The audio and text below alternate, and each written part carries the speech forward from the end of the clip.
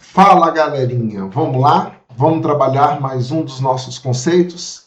Então, vamos ver aí, né? Vamos procurar entender o que é a matéria relacionada com a sua densidade, né? Por que, de certa forma, o gelo flutua? Como é que um navio que é feito de metal, né? Que você coloca o metal na água e o metal flutua, né? As respostas disso estão relacionadas aos conceitos fundamentais da física, que é a densidade. Então, descobrir como essa propriedade explica os fenômenos cotidianos da ciência é a gente entender mais ou menos aí conforme uma propriedade física que os materiais têm, certo? Então, vamos lá mergulhar um pouquinho, ou flutuar um pouquinho, ou viajar um pouquinho, nessa parte aí que é a parte de densidade dos materiais. Quando a gente fala de densidade, ela é uma propriedade física, certo? Uma propriedade física, assim como todos os materiais têm. E a densidade, conceitualmente, ela é o quê? É a densidade, ela é dada pela massa sobre o volume, onde M para a gente é o quê? É massa, certo? E V para a gente é o quê? O volume. Então, quando a gente está observando, por exemplo, esse materialzinho aqui do lado, o que a gente pode ver? A gente pode ver um cara com uma densidade, um outro com outra densidade e o outro com outra densidade. Aquele que está mais ao fundo é onde eu tenho um sistema mais o quê? Denso, onde eu tenho uma maior quantidade de massa pela uma menor quantidade de volume. Já em cima, eu tenho um sistema menos denso, está flutuando, ou seja, né, menos massa e mais volume. E aqui eu tenho uma densidade, né, eu tenho que um material mais ou menos denso, porque ele fica aí entre os dois, certo? Então, a densidade tem a ver com essa quantidade de massa relacionada ao espaço que o material está ocupando. Um exemplo prático é um copo aí de água, com óleo e gelo, né? O óleo flutua, porque é menos denso que a água, o gelo fica em meio termo, e a densidade é a propriedade fundamental para a separação dessas misturas. Ou seja, esses materiais não se misturam e a densidade acaba sendo a principal chave de separação deles, ok? Porque um não penetra no outro, né? Dois corpos não ocupam o mesmo lugar no espaço, então, obviamente, a gente consegue separar aí os materiais pela sua densidade. Sendo a densidade uma propriedade física que descreve o quanto de massa concentrada em um determinado volume de um material, em termos simples, é o grau de compactação do material. Quanto mais compacto o material, maior a sua densidade. Tudo bem? Então, quanto mais espaço vazio não tiver o material, mais ele é um material o quê? Denso, certo? Então, as unidades mais comuns de densidade é gramas por centímetro cúbico, usada em sólidos líquidos no laboratório, gramas por ml, que é um equivalente a gramas por centímetro cúbico, muito comum também dentro das unidades de soluções na química, e a quilograma por metro cúbico. Essa daí é muito utilizada no sistema internacional, beleza? Então, nós temos aí essas unidades. Lembrando que a gente pode converter de uma para outra. Uma coisa que eu acho legal é fazer o seguinte, por exemplo, o que é quilograma por metro cúbico? É a mesma coisa que o quê? Que 1.000 gramas sobre 1.000 litros. Ou seja, é a mesma coisa que o quê? Gramas por litro. Então, existe uma correlação entre as unidades. Então, quando eu falo quilograma por metro cúbico, ele corresponde a dizer gramas por quê? Por litro. Só que quilogramas por metro cúbico é 1000 vezes o quê? Maior. E gramas por litro é 1000 vezes menor. Então, se eu multiplicar o quilograma por litro por 1000 em cima e embaixo, eu viro gramas por litro. Então, lembrando que elas são correspondentes. Elas não são iguais. Elas são correspondentes. Do mesmo jeito que eu tenho a correspondência, igual foi falado aí agora anteriormente, né? Eu tenho a correspondência de grama por centímetro cúbico, é correspondente a grama por ml. Por quê? Porque 1 centímetro cúbico equivale a 1 ml. Então, eu tenho uma correspondência entre as unidades de densidade. Lembrando que densidade é a massa total do sistema sobre o volume total. O volume total. Tá? Não esquece disso não, porque às vezes a gente pode confundir com concentração. Porque alguns objetos afundam e outros não. Esse comportamento de objetos e líquidos depende diretamente proporcional à compactação da densidade, né, do objeto e do líquido. Esse princípio é conhecido como princípio de Arquimedes. Esse fenômeno, aparentemente contraditório, faz com que os materiais possam flutuar. Por exemplo, uma madeira na água. A madeira tem a densidade menor do que a da água, aproximadamente 0,6 gramas por centímetro cúbico, versus da água, que é 1 grama por centímetro cúbico. Por isso, ela flutua.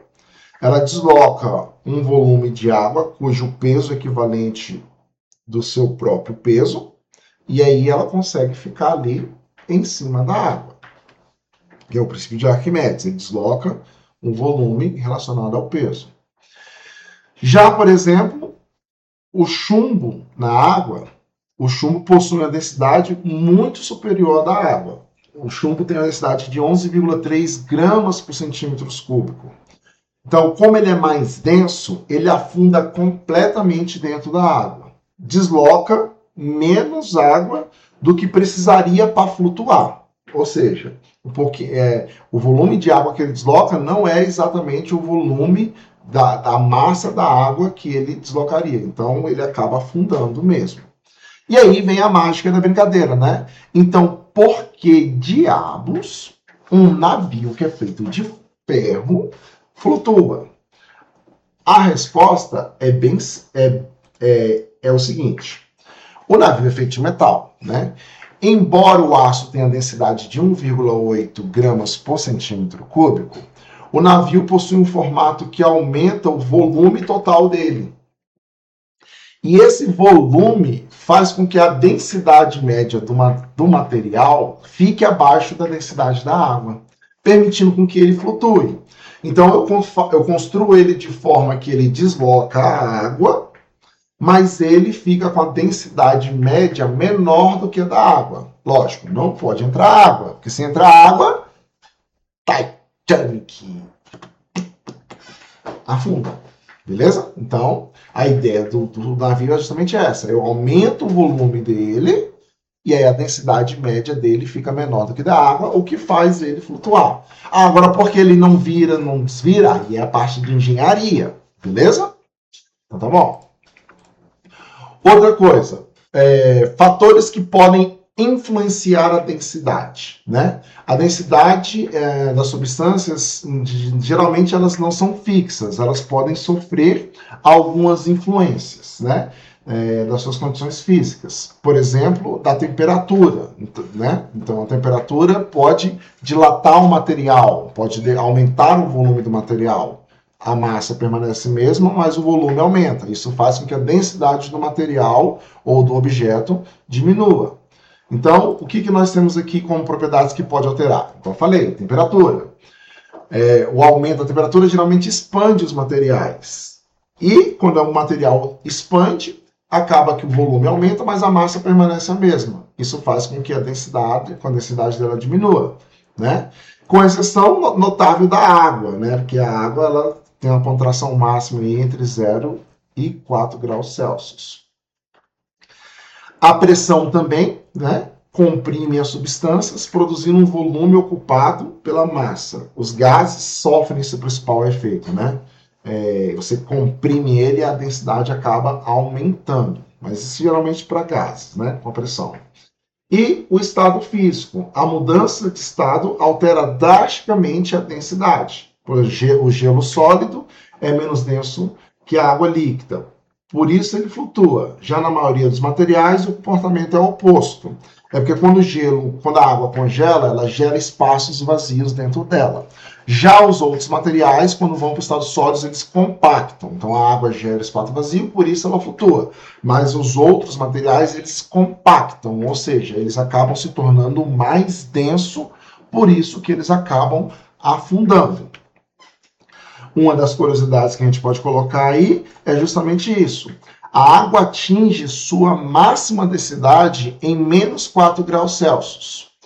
Isso é fundamental para a vida aquática, pois o gelo flutua e isola, né, a água abaixo, mantendo a água líquida no inverno. Então, quando ele congela ali em cima, a parte de baixo não congela, porque o gelo é um isolante térmico. Tudo bem? Então, fica essa parte dessa curiosidade aí para vocês.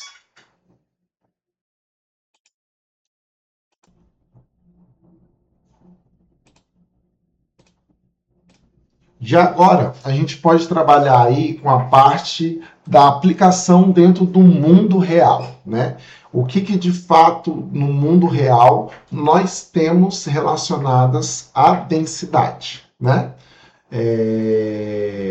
Controle de qualidade de combustíveis. A Agência Nacional de Petróleo utiliza a medição da densidade para verificar a pureza da gasolina e do etanol.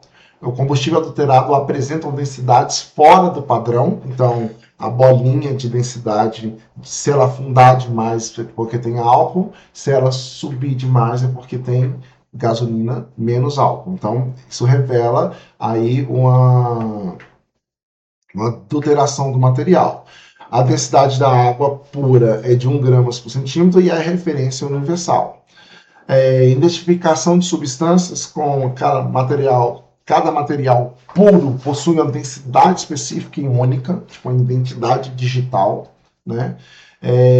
Funcionando como uma impressão. E isso permite identificar materiais puros, lembra que são materiais puros, como minerais puros, que são desconhecidos através e também das investigações químicas. Tá? Então a gente tem materiais desconhecidos, e a gente também pode trabalhar com investigações químicas de substâncias presentes dentro ali de uma amostra.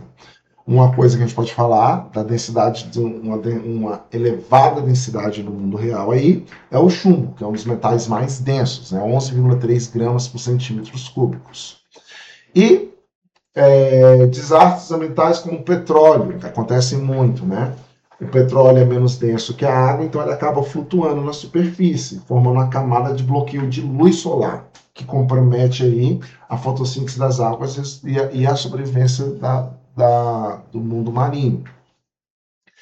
E a densidade do gelo, uma outra curiosidade, né? 3 curiosidades aí para você do mundo real, é de 0,2 gramas por centímetro cúbicos. Então, a densidade do gelo explica porque ele flutua na água. E essa densidade é gerada porque quando a água congela, ela gera espaço vazio, ou seja, ela aumenta o volume. Isso não acontece com os demais materiais. Nos demais materiais, quando a gente congela eles, eles compactam, eles contraem.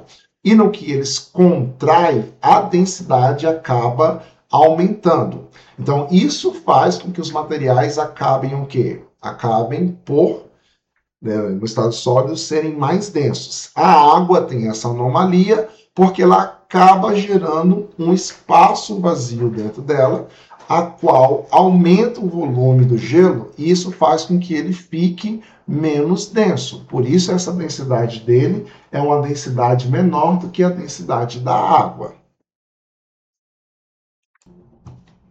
Então, vamos aqui agora fazer alguns exercíciozinhos relacionados à nossa matéria, beleza? Então vamos lá. Para identificar três líquidos, as densidades de 0,8, 1 e 1,2. Então deu para a gente aqui, ó, a densidade de 0,8, 1 e 1,2. Analisada dispõe uma pequena bola de densidade igual a 1, conforme a posição da bola representada. Então vamos lá. Qual a densidade da bola que foi dada para a gente? A densidade da bola é de 1 grama por ml. Então, esse daqui, ó, núcleo líquido 1, eu tenho a densidade da bola de 1 grama por ml. O que ela fez? A bola afundou. No 3, a bola de 1 grama por ml flutuou. Isso significa que a densidade desse líquido é maior do que 1 grama por ml. A densidade desse líquido é menor do que 1 grama por ml.